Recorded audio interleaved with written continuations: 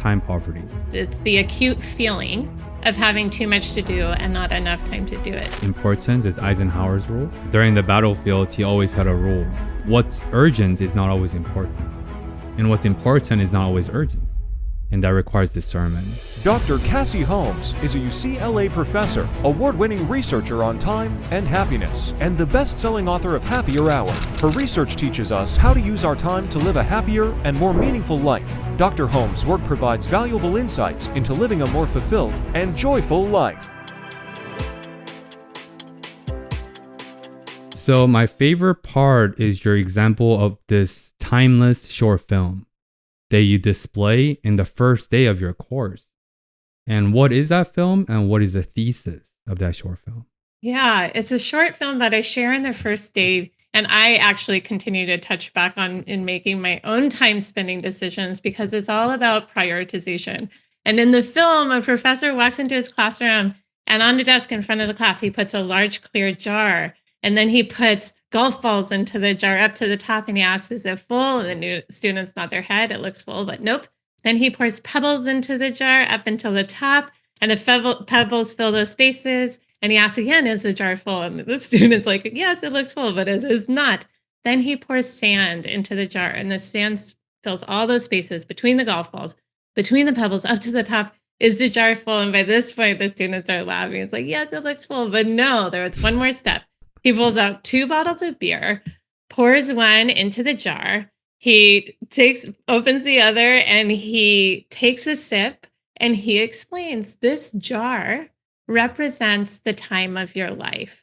Those golf balls are the things that really matter to you, like your relationships with your friends, your family, the part of your work that is so in line with your purpose.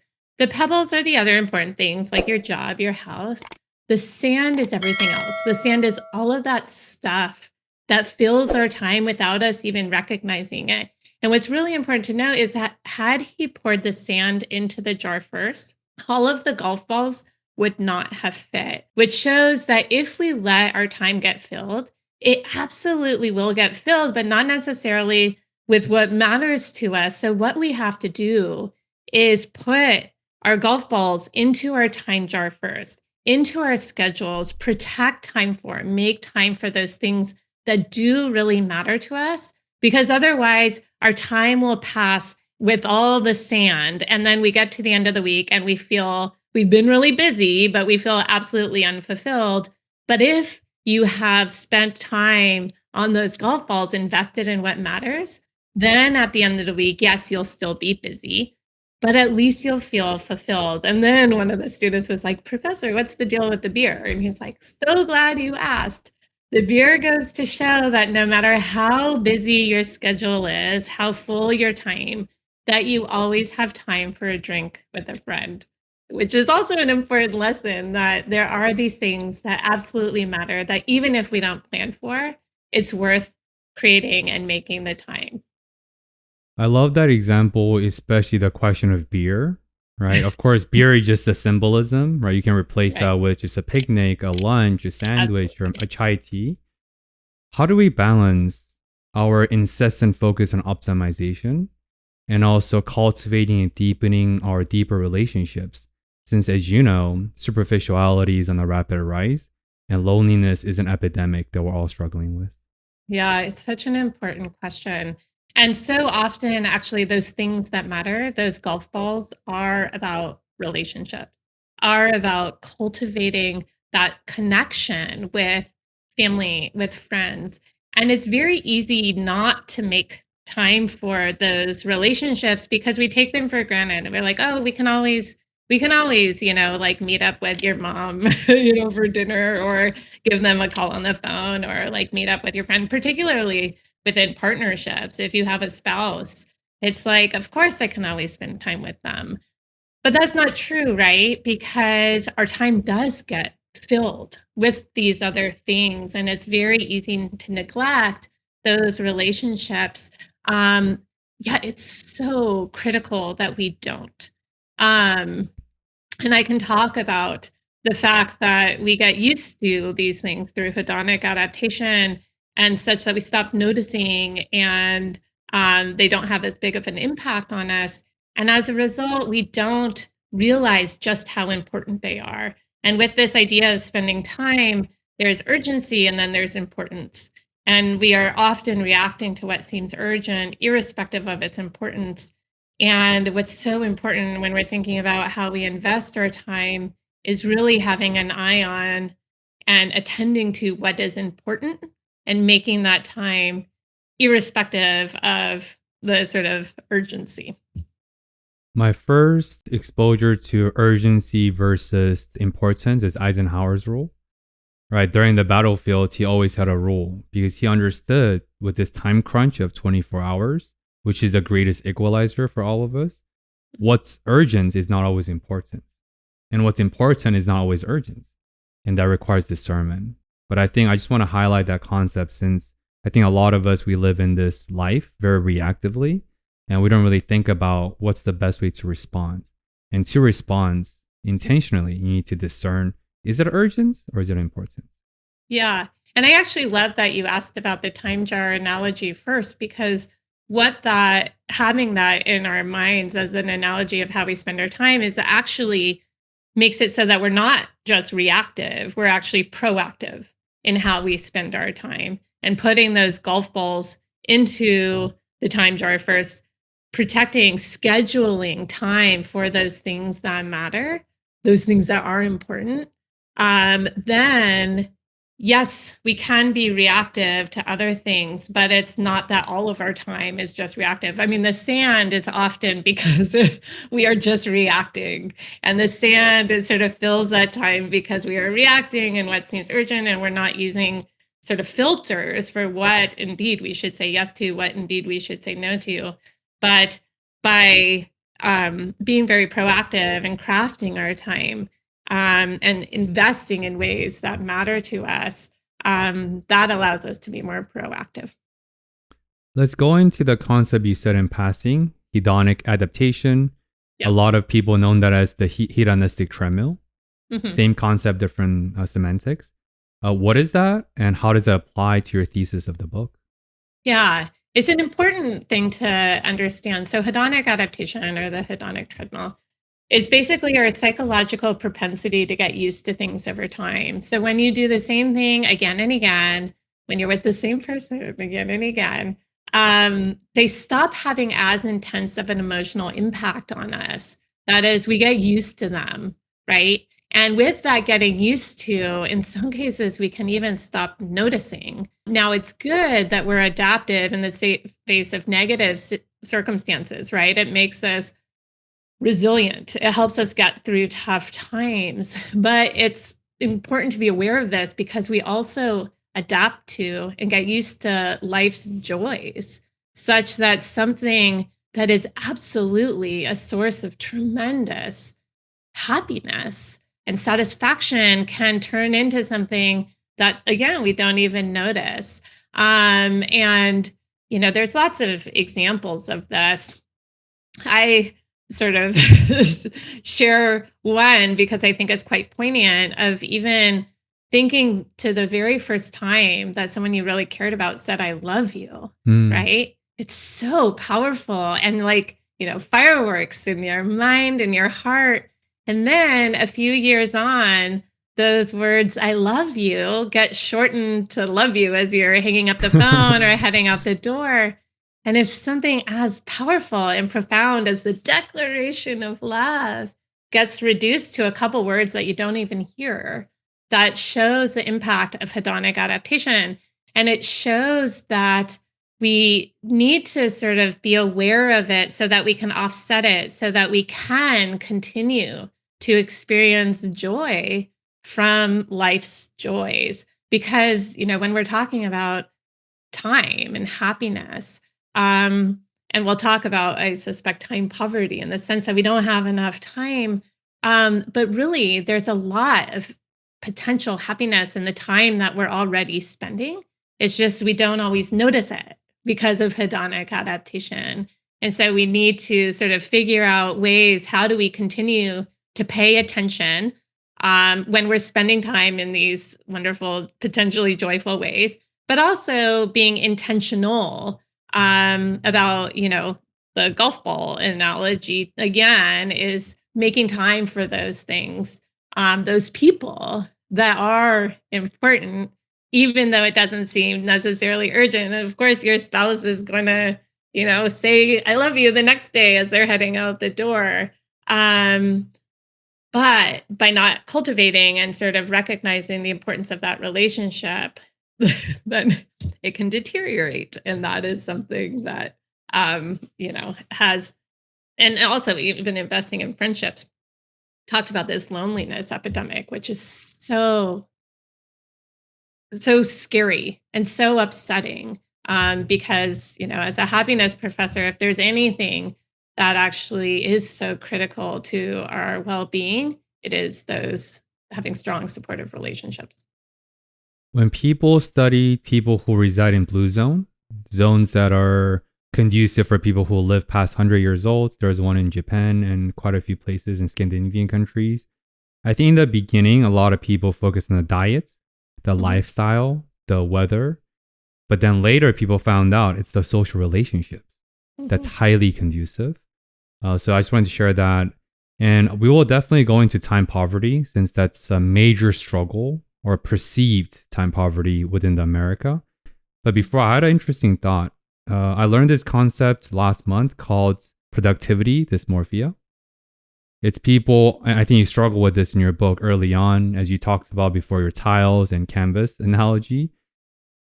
We're doing so many different things, and I think we spend a lot of effort systemizing our life that's conducive to the conditions that we have, so we can uphold meaningful things that we do, business, projects, whatever.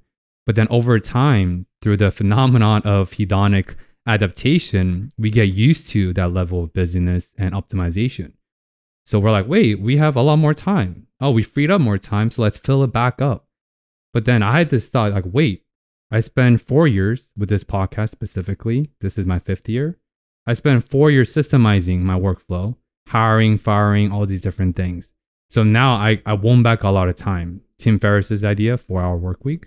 But then now I'm thinking, what else can I do? What else can I optimize? But wait, I spent 4 years to get to this point. And even before enjoying for 6 months, I want to be more productive. But I feel like productivity dysmorphia is a concept quite relevant to your book and a lot of the listeners. Yeah. And that sort of productivity, it's so often sort of tied to this sense of doing and accomplishing and checking things off your list, often sort of as efficiently as possible. But that sort of misses the point that in our investment of time into what matters, that it's not about how much time you invest, and it's not even about how many things you accomplished. And so what it is really sort of in thinking about what's worthwhile and investing the time that's required for that. And it doesn't, that sort of optimization is a good thing because it's being intentional and making the most of everything, but it so easily can sort of shift into like doing as much as possible, as quickly as possible, and efficiently as possible, which moves us through things, but doesn't actually allow us to really be in that space. And there's so much value to being, you've created the time that you've opened up. And instead of like, what's next, what's more, is actually giving yourself the opportunity to sort of settle in and enjoy what you've created. And if you are investing in what matters to you, and then you have freed up time to, holy camole, like, God forbid you have time to like just be relax, even think about, something new, or sort of really sort of dig into and settle into and appreciate the time that you're currently spending. There's a lot of value there. Why do you think we demonize idleness so much in the United States? I think, well, so you're picking up that the sort of demonization as a labeling of it, but research shows that We are averse to being idle. We're like feeling like we have nothing to do and we're spending time with nothing to show for that time. It undermines our sense of purpose and productivity. And it's interesting because even as you're asking these questions, it's sort of suggesting that it's like an all or nothing, Mhm. right? It's like you're either sort of idle, which is you have too much time, and it's like your days are like, you're languishing with nothing to show for it. Whereas on the other hand, it's like, oh my gosh, this go, go, go, do mode where we fill every second of our time as efficiently as possible. But even in my research, actually, when we looked at what's the relationship between the amount of discretionary time people have and their happiness, satisfaction, we see that it's an inverted U shape. So it's not linear. It's not like all or nothing. It's really actually too little time is bad, having too little discretionary time. But we also find that having too much discretionary time is also bad. But there's a wide range in the middle. So this is coming out of research.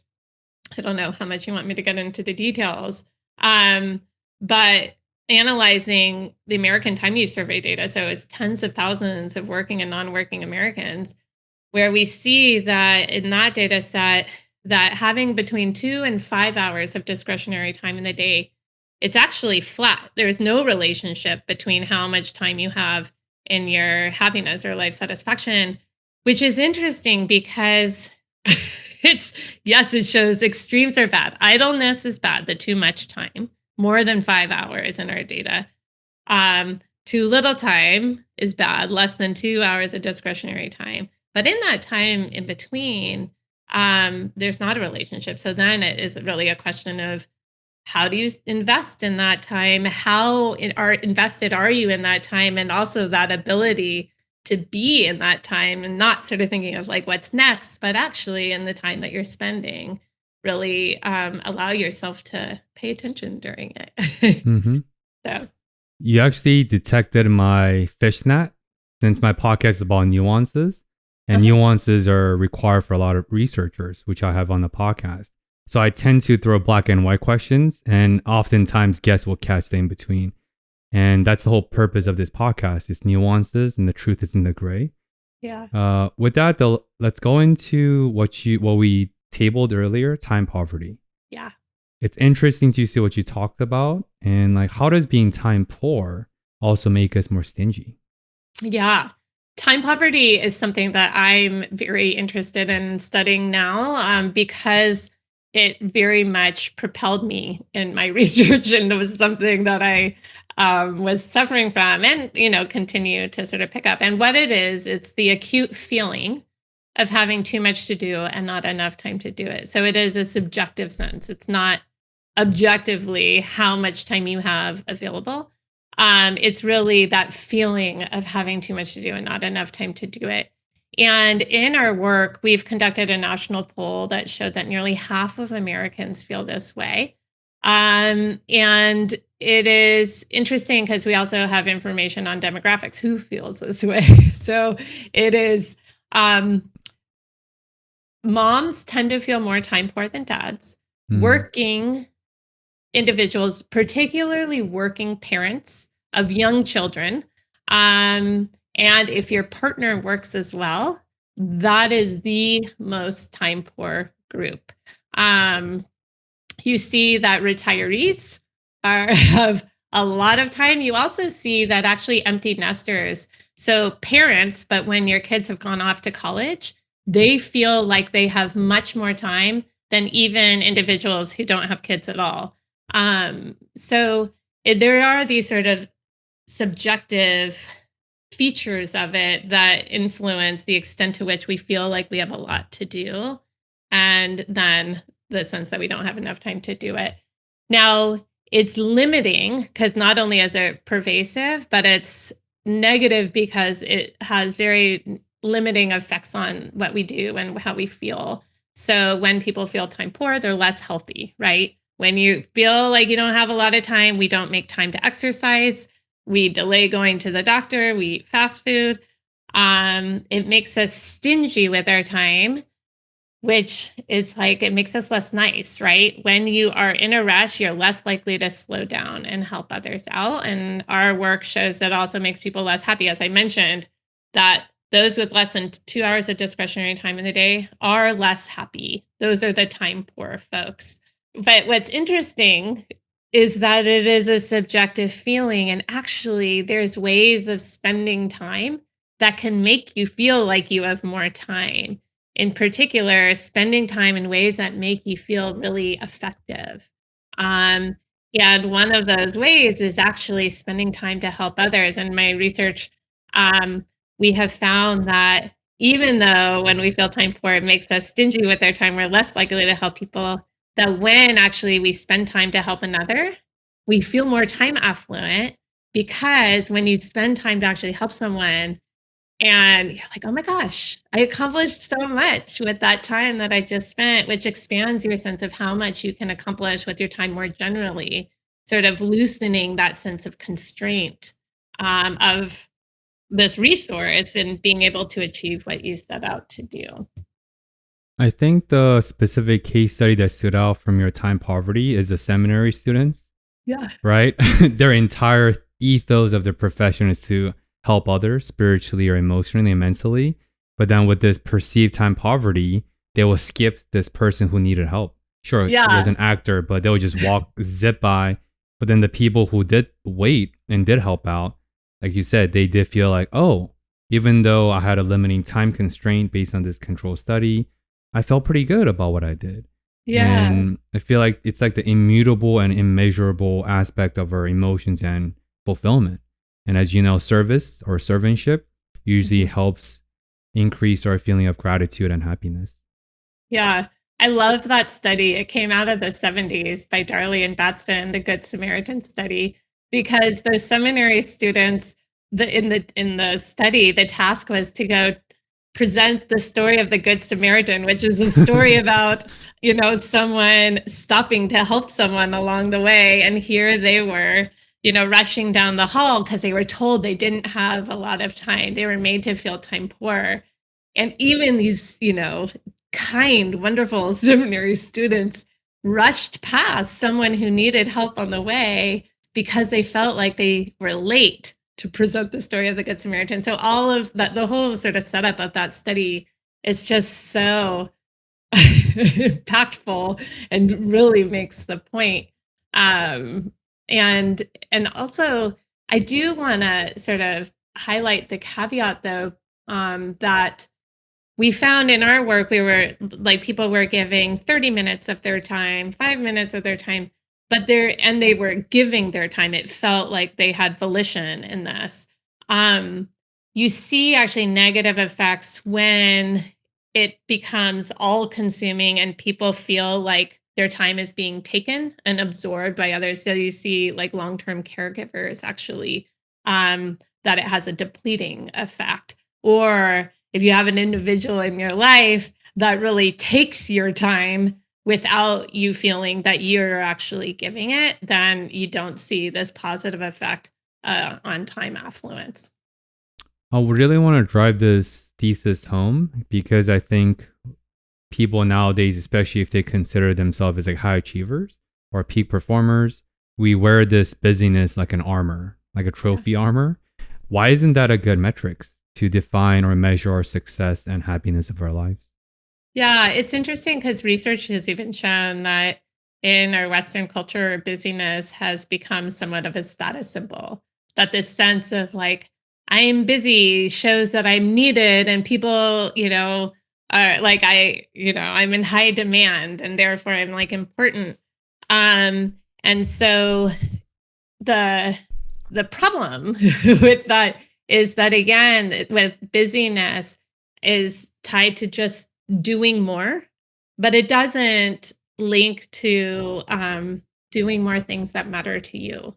And then you get into this, if it's just about doing and sort of signaling that doing as a source of like importance or worth, that's not picking up on what are those things that you are investing in. Are they in fact important to you? Are they in fact in line with your values and your purpose, as opposed to this sort of more reactive and sort of moving through activities that, over time, that's where you get burnout when you're spending a lot of time on things that you don't have a sense of its meaning or purpose, or it doesn't align with your own, and you're just sort of busy and exhausted. Then you get the burnout. Then you get these sort of like dire, and I share in an opening example in my book where even I, as an assistant professor, was at one point like thinking that I had to give it all up, right? Because I had a new baby. I didn't see that there was any way to sort of continue and, perform well in my job and perform well as a parent, perform well as a partner, perform well as a friend, perform well in like just sort of daily functioning of household chores. And I was like, this isn't sustainable and something's got to give. There aren't enough hours in the day. And I considered leaving this profession that I loved so much and had worked so hard for.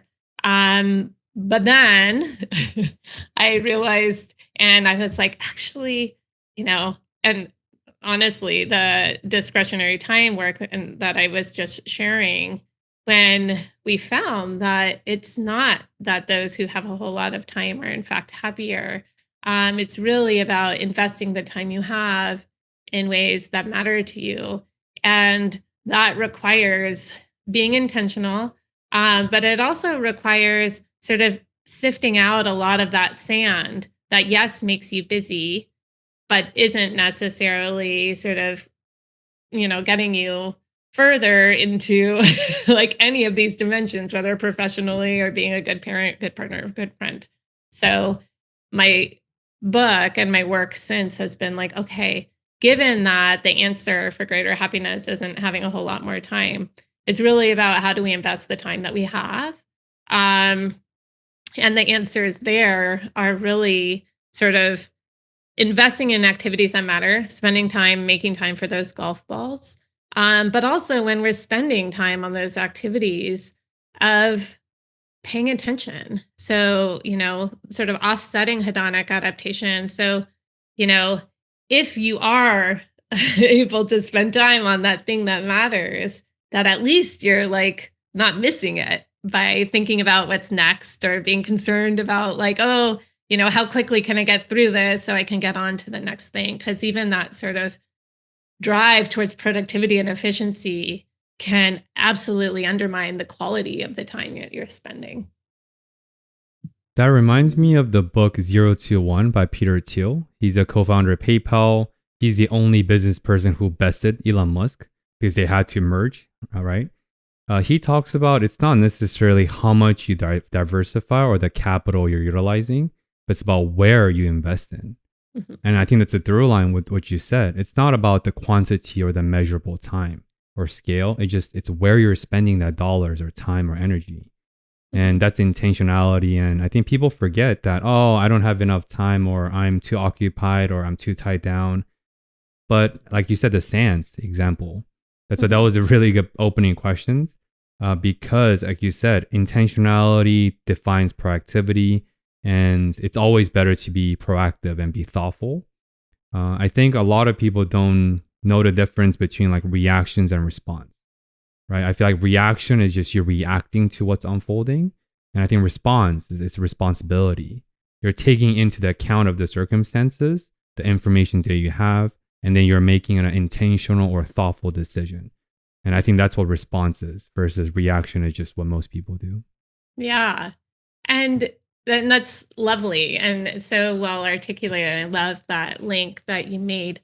And something also sort of worth noting here is that time as a resource, it's both something that you spend, right, in order to sort of get an outcome, but also as you're spending it, that's your life, right? Like Mm. it's your experience. So how we spend the hours of our days sum up to our life. So it's not just something that you're investing for an outcome, but even your experience over the course of that investment is so important because that's our life, right? And so it's yes, it's both being intentional and responding so that we spend on activities that matter, but also while we're spending is, making the most of it. And when spending on the golf balls, like those things that matter, like the relationships, or even the work, the parts of the work that are really sort of fun and in line with our skills and our purpose and our passion, um, that also we're like really in it. And then there's, of course, going to be activities that we have to do, even parts of the work that isn't fun, but it's necessary part of the job. And there's parts of our days, we have chores, we have to commute, we have to get to work. So many folks have to commute and get there, and then we have chores to do. So it's not like every activity of every day is going to be joyful. And also being aware of like, okay, so for those activities that are sort of more painful or onerous, how do you actually make that time at least better than it would be otherwise? And so there are strategies for that too. In the work context, it's like, yes, there's activities that you don't enjoy doing or don't feel all that worthwhile. But when you actually recognize, it's like, why am I doing this? Well, I need to do these activities so that I can do the work that matters. So it's like, if you understand the why of activities, it can make it much more motivating to do it in the first place, but it also makes that time feel less onerous. There's also bundling, which is a strategy that I love coming out of Katie Milkman's and colleagues' work, where they use it in terms of motivation. And bundling is so simple, but it's so effective. It's like, basically you take an activity that you don't want to do and you bundle it with an activity that you do enjoy to make that time, motivate you to go to the gym. So they had a study where they were trying to motivate undergrads at Penn to exercise on the treadmill.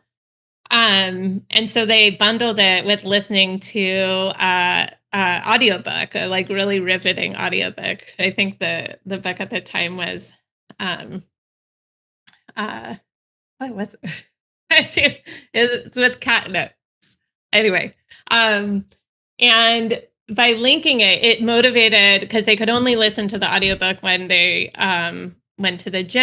And so it motivated them to go to the gym, and they stayed on the treadmill longer. But you can think about how that relates to our time on chores to make it more enjoyable, or time in the car. The reason commuting is the activity that tends to be associated with the least amount of happiness in the time tracking work is because it feels like a waste, right? We're just trying to get through it to the other side. But if you say, listen to an audiobook every time you're in the car, or if you ride the train and you're reading a book, or you're listening to a podcast that is so inspiring or informative, then all of a sudden that time feels more worthwhile. And then there have been times where I arrive to my destination in the car and I continue sitting in the car because I want to like hear the rest of the chapter or hear the end of the audio or the podcast. And so it's like that time itself has become valuable and therefore less painful. Yeah, another word is like habit formations or habit stacking. And you're using the obvious science of like dopamine regulation, right? You're almost hijacking and rewriting the experience, since that's how memory recall works. Since all of our memories are reconstructed, not quite recalled. In fact, technically not quite accurate. But speaking of doing, Cassie, during your research, did you come across the concept of reverse to-do list by any chance? And if do you have any thoughts about reverse to-do list?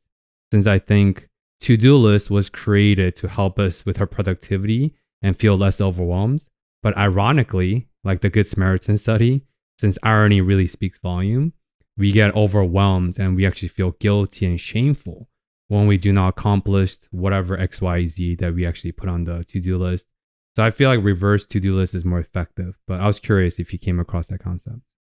I haven't come across that concept, but it's interesting. And in sort of the second to last chapter of my book, I talk about the concept of time crafting.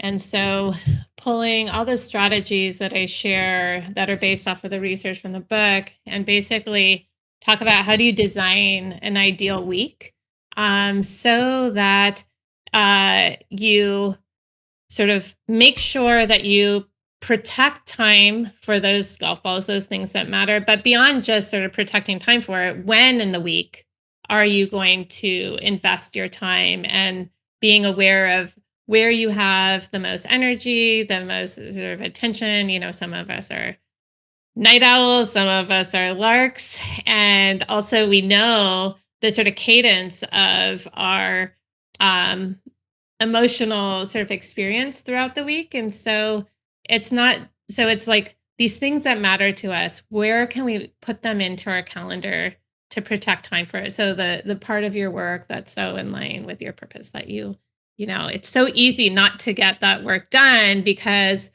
usually we're just reacting, right? So we're just reacting to the emails or those Slack channels and the incoming requests or the meetings that you're just reacting to, as opposed to actually protecting time for the work that really matters. And then sort of within time crafting, it's like, okay, where within your work week, when hopefully you have the most sort of mental energy, can you actually put that into your calendar and close out of these other distractions during that time so that you can get into a flow state?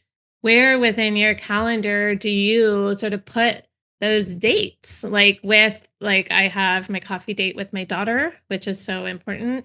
My date nights with my husband, which is so important, because that's something that is like, we're both so busy with our work, and it's so easy for us just to be like, oh, next week, you're always available. But in the craziness of life, it's very easy to become disconnected from our partners unless we sort of put it into the calendar so that we both show up, and that's the time where we are each other's like focus, like and then also noting that there are these sort of to-dos. This is where the to-do list comes into play, that there are these things that you have to do that you don't necessarily want to do. And where does that sort of fall within your week? And even sort of allowing it. So if you've protected your mornings for the deep work, then it's like, okay, fine. If your afternoon is sort of going through your to-do list, reacting to emails, or I actually sort of put on my meetings, try to contain my meetings within that time, where it is just moving through it to get it through things. And ultimately, yes, if there's portions of my to-do list that I have that sort of have to carry over to that next block, at least this way, the to-do list or the reaction isn't filling the entire week, because I had spent that 3 hours in the morning on the work that mattered. Or even if my to-do list and email inbox is there's still items in it that 5:00 on Friday, I'm logging off, and that to-do list will wait till next week, because it's so important that I have that night hanging out with my husband, and not, sort of pushing it off for these sandy things that will absolutely fill all the time that you give it. One of the most practical techniques I share with my clients and patients is in terms of productivity, or this overfixation on to-do list, or the subsequent guilt and shame when you don't accomplish what's on the list, is when you look back at the end of the workday, what 1 or 2 tasks that's meaningful to you, if you were to accomplish them, that you will feel okay that the day's over. It's the same thing as, what's 2 things you can accomplish in the to-do list versus like the reverse to-do list, because it's also called the done list. You categorize your day based on what you've accomplished versus what you have to do. Then sense of accomplishment is very healthy for the mental health. And they're like, oh yeah, I already just hearing that, what's 1 or 2 things that I need to get done for the day, that's already decreases your anxiety by a lot, and it makes it seem a lot more approachable. And with your dates with your daughter, towards the end of your book, it really resonated with me because I'm getting married in 4 weeks. Oh, okay. And thank you. And this conversation reminds me that just because we've been together for 5 years, we're getting married in 4 weeks. Because the weddings are in the corner, I need to be even more intentional and protect and safeguard my time even more. Because your example of you, I think, taking a walk with your daughter, and she saw a flower, and she's like, mommy, check out the flower. And you're like, no, we gotta go. I think you're going on your way to like an appointment with the students, and you sort of were like caught back, and you're like, wait, what am I doing? Like these fleeting moments of flower, sighting with my daughter is only fleeting as she gets older. But I wanted to share that example from your book because I think it's very powerful. Such a simple example, but how many of us stop by looking at the flowers or a sight? Yeah. And in that case, it was actually my son, but Oh, it was a very, and it was so on the nose because I literally yelled into the air, like I heard myself, and I'm like, we don't have time to stop and smell the roses, which is absurd, right? Because it's a saying, stop and smell the roses. B, literally this joyful little, 4-year-old was noticing this beautiful bed of roses that we were walking past. Meanwhile, I'm rushing past it because I have that to-do list in my head, because I was on my way to work, dropping him off at his preschool, and me rushing just to get it all done, right? That is so often that what's in our head, rushing to get it all done, which is your point of to-do list and busyness. But when I'm talking about carving out and protecting time for those things that matter, like honestly, like now my son, then he was 4, now he's 11.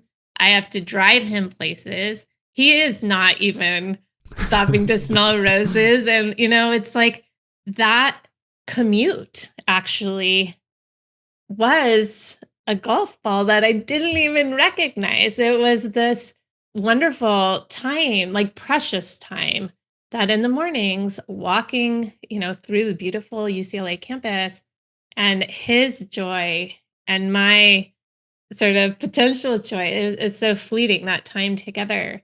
And so it is that, and hedonic adaptation, that's it right there, right? It's, when it was the first month when I was walking, having moved from Philadelphia, which was cold, and I did not have any roses along the way, I did notice. But then after months of this commute, I stopped noticing.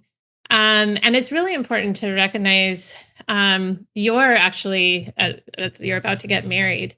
There's lots of data that looks at it, in terms of relationships, and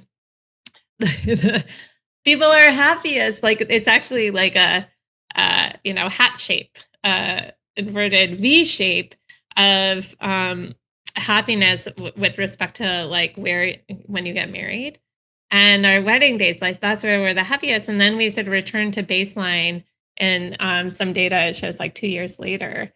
Um, but that's like finding the person that you want to spend the rest of your life with. That is not something that we want to get used to and stop noticing, right?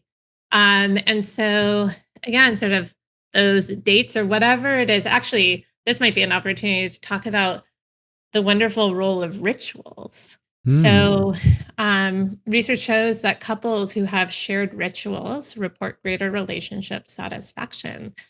And what rituals are, it's not religious based at all. It's basically making a repeated behavior, like imbuing it with meaning, making it super special. And with that specialness, then you pay attention. So another, I mentioned the coffee dates with my daughter. That was when I would have to drive her because she was younger. So I would, at that point, driving my son to school, and then she was along for the ride. And I wanted to stop to get caffeine because I want my morning coffee. And so we'd stop at the local coffee shop. But we turned what was this mindless routine into a ritual. That is, we gave it a name. It was our Thursday morning coffee date. We have a coffee date playlist. It's like this sort of imbuing it with something that we do each time. And then it's 30 minutes that we get each week together where, she has her hot chocolate. I have my flat white. We're munching on croissants. And we've turned it into a ritual to make it special. It's something that we look forward to. We are, of course, are sort of, I'm in it while spending the time, but also it's something that we sort of reflect back on. I have pictures of her growing up with her little hot chocolate in her hand from these coffee dates.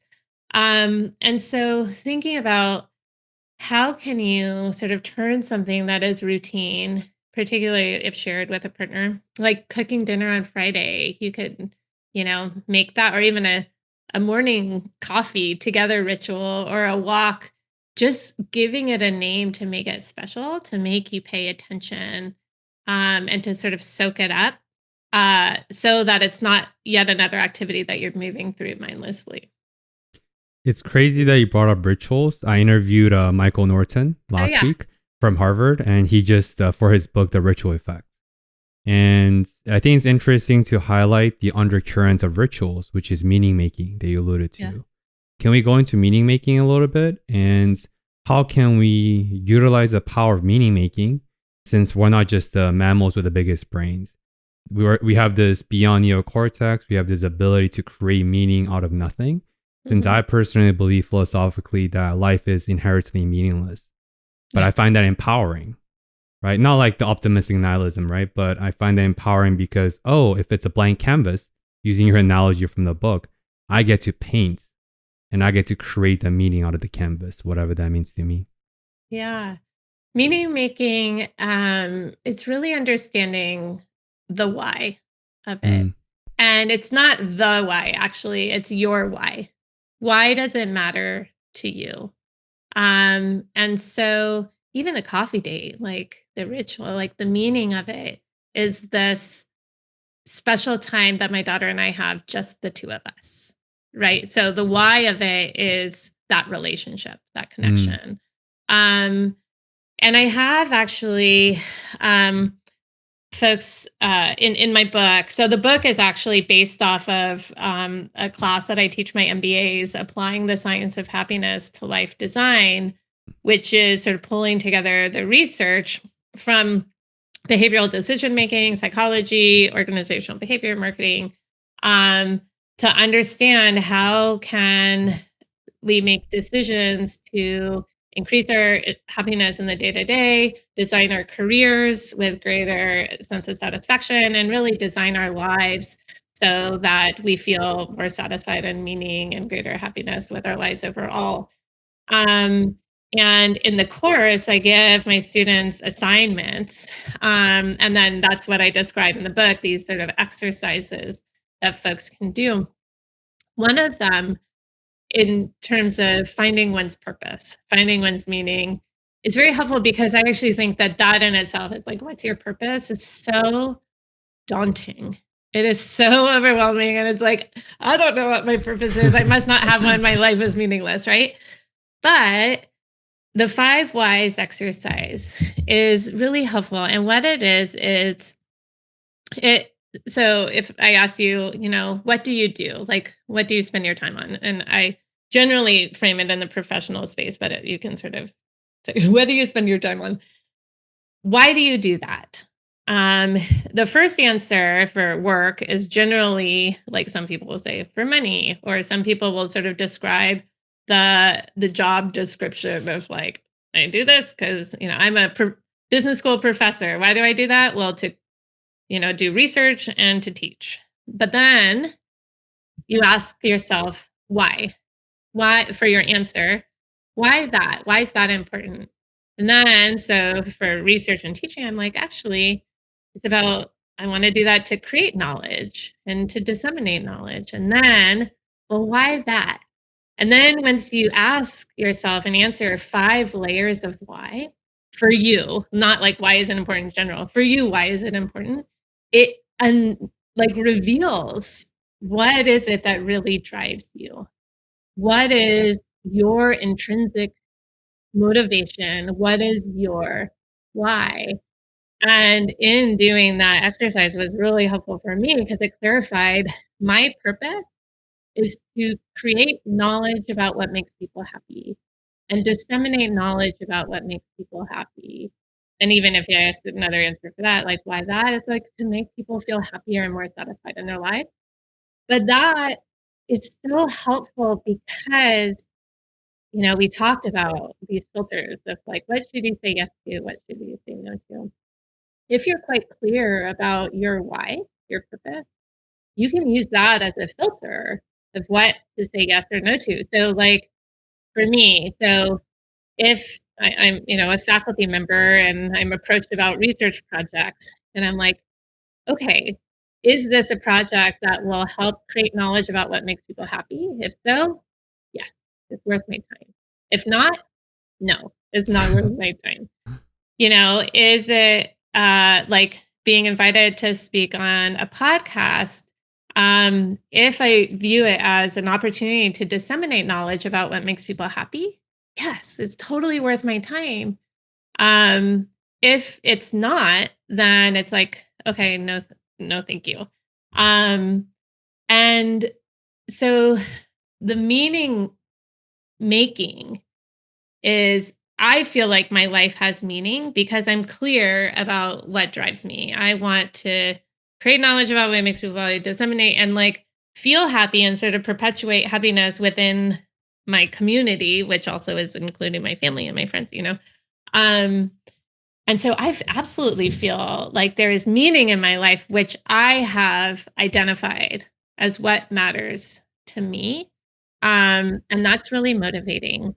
And I think that to the extent that people can find their why in their lives, very helpful. But to make it a little more tractable, like even in the work that they do, it can be very fulfilling, satisfying, clarifying.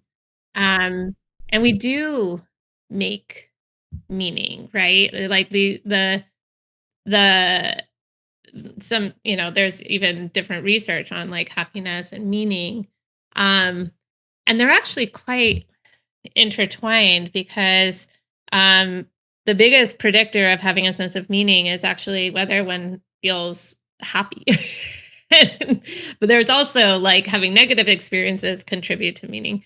But also, when you feel a sense of meaning, that makes you feel happy. So they are highly correlated. And we found that they're highly correlated. We looked at self reports of meaning and happiness among hundreds of thousands of individuals across the globe, finding that they're very highly correlated. So the meaning making is important, and understanding the why is the way to do that. I was on a philosophy podcast as a guest recently, and they asked me the most trope question: "What is the meaning of life?" I said, "I'm not ready to tackle this timeless question, right? Who am I to Yeah. speak?" But what I did say is, I believe that the meaning of life is finding your meaning and your place in this world, and that's very similar to what you just said. I want to share something practical with your 5 sequence of why. I've engaged in all your exercises in the book. And I have a lot of similar exercises in the psychotherapy realm. These questions are by Byron Katie, esteemed psychologist, psychotherapist. It's very simple. It's 2 questions. Is it true? And is it really true? So with anything you write, you can almost stack this or bundle this with your questions. Why am I doing this? Because my profession is respectable and prestigious. Is that true? Is that really true? And I think a lot of us, we do what we do because of the instilled cultural or familiar beliefs, right? And a lot of high achievers, they live their life and dedicate their effort based on instilled beliefs. But you don't really know your operational points unless you dissect. And the power of why and the power of just question, is it true? Is that really true? It just kind of pauses and makes us wonder, yeah, is that really true? I never thought about that. What is our operational point? But I thought that was very fitting. Yeah, it's so great. It's like that next layer of like, well, why does that really matter? Why is that important? Fabulous. Mm-hmm. So speaking of research, Cassie, I would love to ask you about reality breaking moments. So your son taught you the roses and you had a reality breaking moment. And I think that inspired your book and your mission statement. Is there any other research you came across that you included in the book or you excluded that sort of created this reality breaking moments? You're like, whoa, I didn't know that. Or, I used to believe this, but no more. Yeah. It's actually related to recent research. So, um, when we were talking about time poverty, it's really about the hours of our days. And that is what I have been very consumed by in, in sort of that sense of stress and urgency and reacting, and that limitation of 24 hours in a day.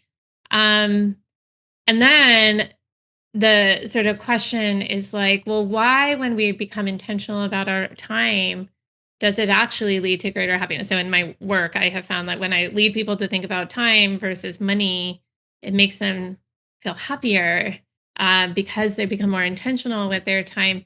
And I was like, well, how could that be, where like time just seems so stressful? And in our recent work, we have found that it's the scope by which we think about time is really important. That is, thinking about time of our life, having that be how we think about time, that's where you get the good stuff. That's what becomes quite clarifying of what is your purpose, what are your values, you know, who do you want to be, how do you want to be remembered? Um, And by taking that perspective, it highlights what's important. And then with that broader perspective of time, thinking about years of our life overall to inform how we spend the hours of our days, that's the aha. It's like there's, time, there's so many sort of pieces of it, and there's so much variance in the sort of scope is like optimization. That's like brings us down to the hours of the day. Whereas when you're thinking about living a life that's fulfilling and with purpose and meaning, then we sort of zoom out and think about the years. And so um, this has actually been a sort of light bulb of like, as a time and happiness researcher, it's like the time we should be thinking about. And we have actually data to support this, that we found that when people take a broader view of their time, where they tend to think about their years of their life, instead of like in terms of hours of their day, then they report greater satisfaction, greater meaning. They actually also report greater enjoyment in their days, and they tend to spend on what's important, not just what's urgent. And what's so nice about it is because it influences and informs those hours in our day. It makes us not just intentional in terms of like, how do we optimize, but informed with that intention of like, what should we be investing in? And with that broader perspective of time, it is quite clarifying of like, what are those golf balls, right? And then it helps you sift through the sand with more confidence, like, because it does require saying no, and it does require you being sort of protective and of your time, which can sort of seem sort of hurtful or rash. But there's a right way to do it. There's a right way to say no. And what's more important is that you don't sort of move through the hours of your days and then the days of your years to then end up with a life that, you know, you've moved through and isn't satisfying and fulfilling. Instead, if you identify what's satisfying and fulfilling and then spend your hours accordingly, that's so we don't look back with regret. Mm-hmm. Just a little nuances, but it's very fitting with the demographic of the audience. But I think the greatest gift and blessing of entering the 30s and getting older is your horizon of time stretches. Right? I say this in my offline a lot, where like everybody knows, whether quantum or not, like time is a construct that's been established for a long time. But with all these storytelling, people getting fluent, all these smoking mirrors, people don't really pause and think about what that actually means. Like if time were truly a construct, which it is, what is this arbitrary urgency that we have? If you believe in what you're doing through intentionality and purpose and meaning making, and if there's enough validation to support that you're on the right path, since there are difference between delusional beliefs and confidence, right?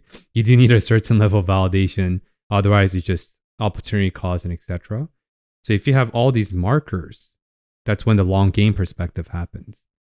Like once I enter my 30s versus my late 20s, it's like an overnight shift if I look back of my horizon. And this is the reason why I love researchers, because the time horizon for book writing and researching is usually 2 years, 1 to 2 years, based on your projects, of course. And that's where I'm at now of whatever growth hacks or strategies or whatever I'm doing, experimenting with psychotherapy practice or this podcast business, is I measure everything in 6 months increments. And I want to get to a yearly increments. And it's such a liberating way of looking at life. Like you said, when we look back, you don't remember the minute details of hours and minutes and time crunching. You remember how you spent that year, that month. But I do wanted to share that. And I think stretching our time horizon is a superpower. But there is this cognitive limitation based on your stages of development and how old you are. Yeah. And I actually have people design their next 5 years, that next life chapter. Because our life chapters sort of tend to be in this like 4 to 7 years, but it's sort of like, and it sort of allows you to pull out of like, oh, what do I need to get done this week? And it really is like, what are my goals for this next chapter?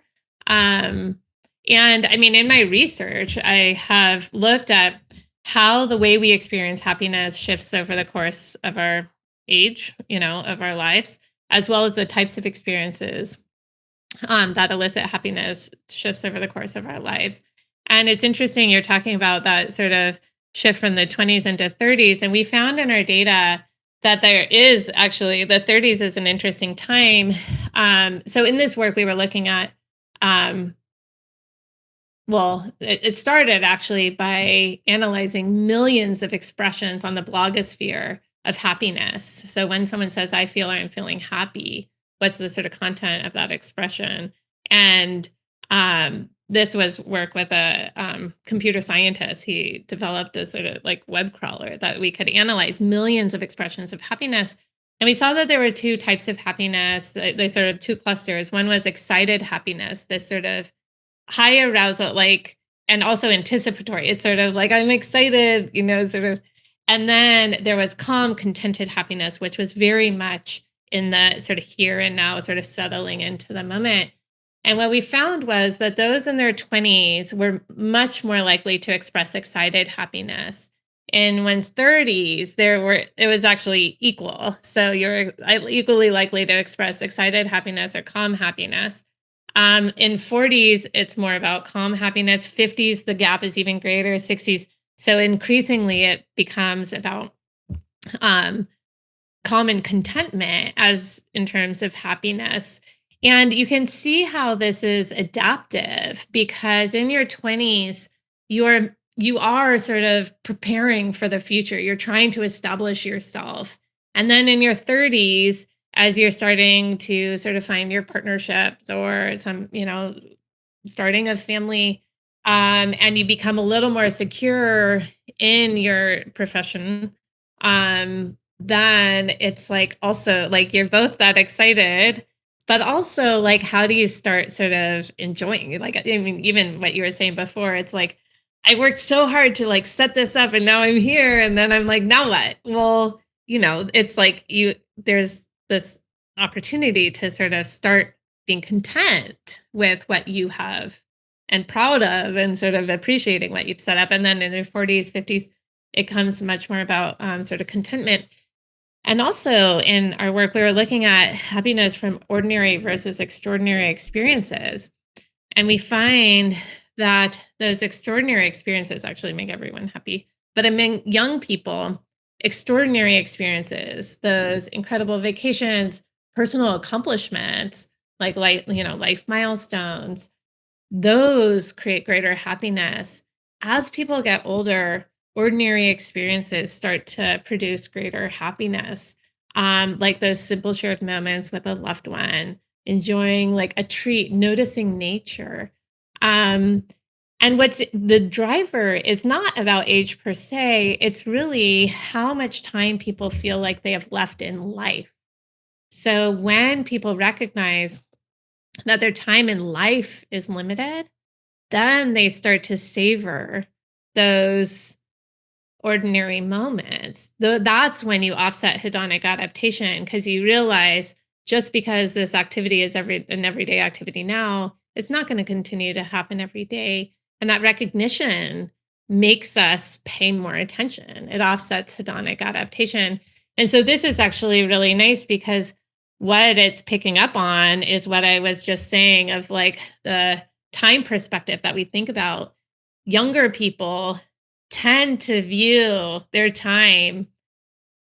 lives as infinite, but their days as so pressed, right? And constrained. Whereas as you get older, you start realizing that your life is also finite. And, and that the sort of import of any single day, is it sort of shifts you into what's important and not just the sense of what's urgent within the 24 hours. So, Cassie, why do we all need to calculate our remaining time in a practical sense? And that's exactly what I was saying, is that when we get older, we start realizing that our time in life is finite. But just because, we might have many years left in our life doesn't mean we have a whole lot of time doing these things we love and the way we love doing them. So counting how many times you have left and what proportion of your total times you have left. So going back to my coffee date with my daughter, she's only 8 years old now. We've been doing these coffee dates since she was 4. But I calculated how many times we have left, recognizing that she's 8 now. Like when she turns 12, she's going to want to go to the coffee shop with her friends instead of me. And she's going to go off to college, then she's going to probably live in another city from me. And so if, it's like, maybe it will be on our vacations, we'll like be able to carve out a half hour where we get to, go and have our coffee date. And so I realized that Lita and I have approximately 36% of our coffee dates left. That's much less than half. And she's only 8 years old. And that recognition motivates me to make the time, even in, feeling time poor with the busy job, schedule, all the chores, everything else. When I feel time poor, I absolutely make the time, because I know that they're not going to continue. And also I pay attention during these times because I know how precious they are. And it's only 30 minutes, but because I know the why of it, right? Because I know that this is about our relationship and our time together. Those 30 minutes have a big impact on how satisfied I feel with my life overall, because it's cultivating that really important golf ball, that relationship with my daughter, that I protect time for. And when I invest that time, I'm absolutely invested during it. I came across the principle from a blog called Wait But Why in my late 20s. And so that was a while ago. And I think my superpower is I'm very receptive, and I actually try to integrate the knowledge I obtain or acquire. I lived in Philadelphia, right? It's fun. I know that's where you're from. I was there for 6 years, was a policymaker, and my parents were in Pittsburgh. And that's about 4.5 hour drive, a little bit more than 300 miles. After I read that, and I hate driving. I have a lot of car-related trauma. I had a few near-death experience from car accidents. So I'm very aversive to driving. But after that article I came across in my mid-20s, I did some calculation. And I realized, holy crap, if I see my parents twice a year, which is what most Americans do in their adulthood, right? Christmas, Thanksgiving, or some sort of a holiday, I had less than 50 interactions with my parents left. First, that was extremely depressing. But secondly, I realized, holy crap, now that I'm aware, I'm going to move through my aversions with driving. And I made a point. So for every weekend for the next 3 years until I moved, I drove out once a month to see my parents with a drive that I absolutely hated. And that made me feel more empowered that, finite amount of a life is uncontrollable. But what I can control is what I do within that constraint. But I really want to bring your message home, and I want to encourage people to really calculate your remaining time. And that will create this meaningful urgency, not arbitrary urgency. Yeah, that's exactly right. Thank you. Mm-hmm. So we're definitely towards the end, and I want to hit you with a few questions I think are not as known and little talked about. Speaking of meaningful urgencies and meaningless or reactive urgency, your chapter 6 states that 47% of Americans spend their days distracted. And that's definitely true anecdotally in most people's lives. What are the costs of distractive productivity? Yeah. The costs that we're missing out on the time that we're actually spending, right? Particularly if you're spending time on something that matters to you on a golf ball. If your mind is somewhere else, then you might as well not be spending that time. And sources of distraction, not surprisingly, are smartphones. Even actually the mere presence of it, there's an interesting study that they showed that friends dining together, they experimentally had some of them put their phones away out of sight. Others could leave their phones on the table like people normally do. And they found that even the phone on the table, not using the phone, but that made people enjoy the dining experience left because they felt more distracted. That the phone out of sight allowed people to be more fully engaged in what they were doing and paying more attention to the friends of like the folks that were right there in front of them. But even seeing the phone sort of pulls your attention to all those other things that you maybe could or should be doing. And so that distraction, it just pulls us out of the moment. And it's fine to be distracted and have our minds wander to other places when we're doing something that we don't want to do, like commuting or, sort of moving us through tasks that we don't want to be paying attention to. But for those things that matter, for that deep work that requires your full attention, you can't get into a flow state if your mind is wandering or those mental interruptions even.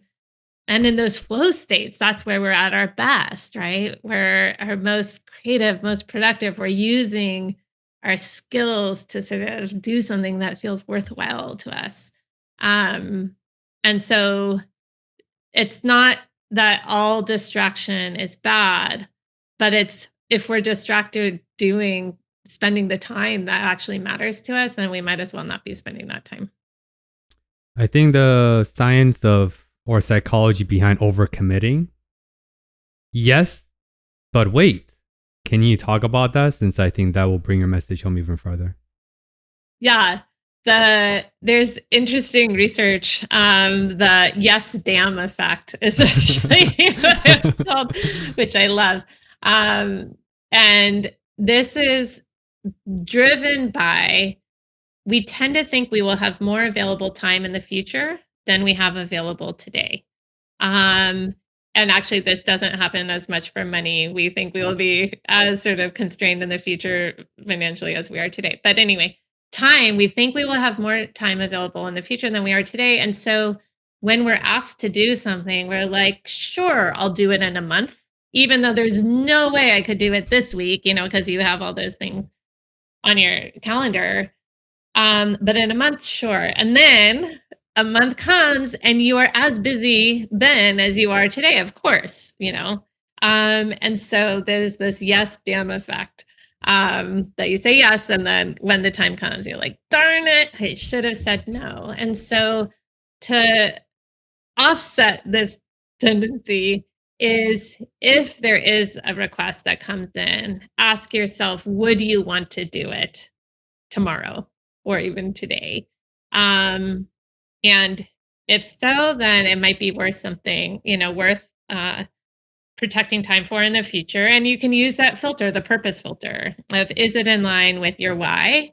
You can use it. We didn't even talk about like time tracking to identify those activities that sort of produce satisfaction and happiness. But if it is something that is important, in line with your values and in line with your purpose today, and you would happily do it today, then sure, commit to it in the future. If not, don't say yes to it in the future. Just go ahead and say no. And there are also nice ways of saying no. You can sandwich it within yeses or positivity of like, oh, I would, that's such an important thing. I would love to do it.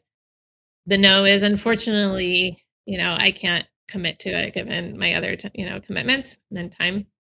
But, I'd love to, stay in touch or think about it in the future. And so that in terms of sort of it makes you feel better. It makes the person that you're saying no to also feel okay. But the ultimate outcome is that you have protected your time so that you can invest that time in what matters to you.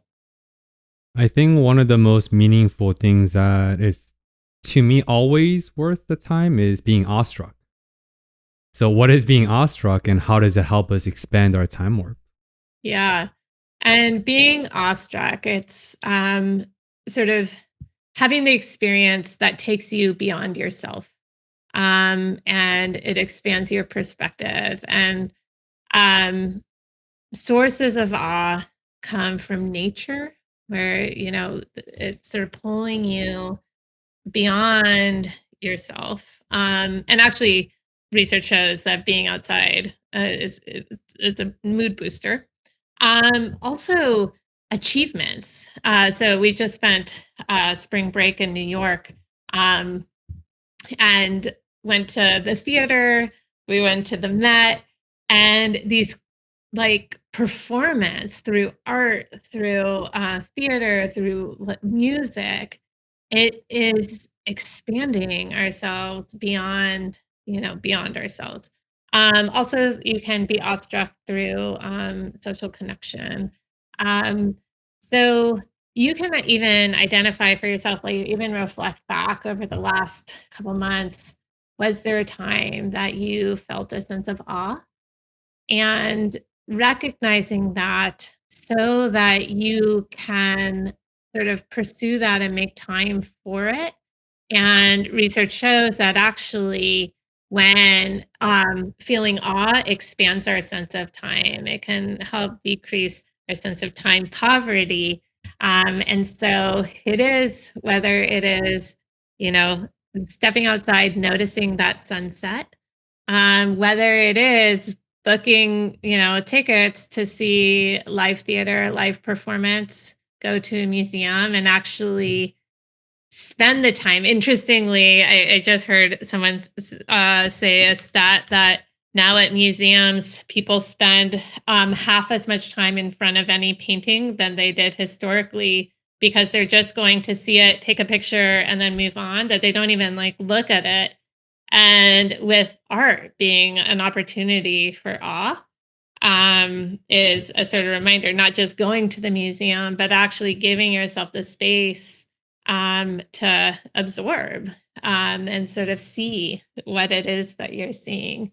Can be really awe-inspiring and can reduce that sense of constraint because it's pulling you out, giving you that broader perspective of time. Yeah, it's this chill inducing phenomenon where you feel very small and large at the same time. Exactly. Right. And I think the research, which I'm pretty familiar with, and John Hopkins just researched another research on awestruck, talks about it should be one of the emotions that goes beyond Paul Alkman's 6 primary emotions, right? And like awestruck, longing, and things like that. But I think it is cool that humans have this ability to meaning making or experiencing this feeling of awestruck. Even though I would argue some dogs and cats also feel awestruck when they watch TV or when they are looking outside the windows. Since my sister has a dog and we live on a 4th floor, and whenever the dog, his name is Max, he spends half the time literally looking out the window, like what is happening? So, and you can tell the tails are wagging, and you can tell it's very mood boosting, like you said. Yeah. So before I roll out the metaphorical red carpet, Cassie, I want to, before I ask you to share anything you feel called to share, to make this really practical for the folks, can you create a list of ingredients or immediately actionable items to empower us to reclaim our time back so we can beat distractions, expand our time horizon, and live a very meaningfully fulfilling life? Yeah. I would say first is identify your golf balls. And that can happen through the 5 whys exercise. That can happen just through reflection of what are those things that really truly matter to you. And in your calendar for the coming week, put protect time for at least 2 of them. um, and I would also say that try to count how many times, pick something that you enjoy doing and count how many times you have left to do them. And not just the counting how many left, but in the percentage of all the times that you do it, because then that's really clarifying as that these things that seem every day are in fact limited and can help offset hedonic adaptation, as we talked about, turning something routine into ritual. So all of these are about taking that broader perspective of time to identify what matters to you, and then turning it into how you protecting time within your week for those activities. And when you're spending on those activities, paying attention, because they're not forever. And I think that's the best way to, using your closing remarks from your book, to be fully in the moment while also taking a bird's eye view of our lives. So before the metaphorical red carpet with you wearing that purple lavender color shirt, if you were to project any last parting message for the folks on a Mass Giants messaging board, is there anything that we haven't talked about today that you feel called to share before we close out today's amazing, encompassing conversation? I think it would be that we can find extraordinary happiness in ordinary moments if we are intentional and if we pay attention. Attention is the key, and that's also the hardest commodity of 2024. But with that being said, where can people check out Happier Hour so they can also live their hour and life happier? Yeah, all the hours of their life to make a life. Yeah. So Happier Hour, I mean, you can buy the book anywhere. You can also download it and listen to it. So on your commute. Or treadmills. Yeah. And then I have a TEDx talk that just came out, which is sharing these messages too. And then my website is sort of where you can find the latest on me, CassieMHolmes.com. And as always, I'll link all those in the show links so people can find you. Cassie, I appreciate your time. And like I said, I really think we as a society can slowly drift and shift away. Of course, everything ebbs and flows from this mindless, purposeless, incessant focus on productivity into a more proactive and intentional productivity that increases our well-being and wellness.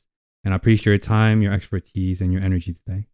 Well, I appreciate you and our time together. Thank you so much. To everyone else coming in, as we talked about, you want to pay attention to what you're doing day to day.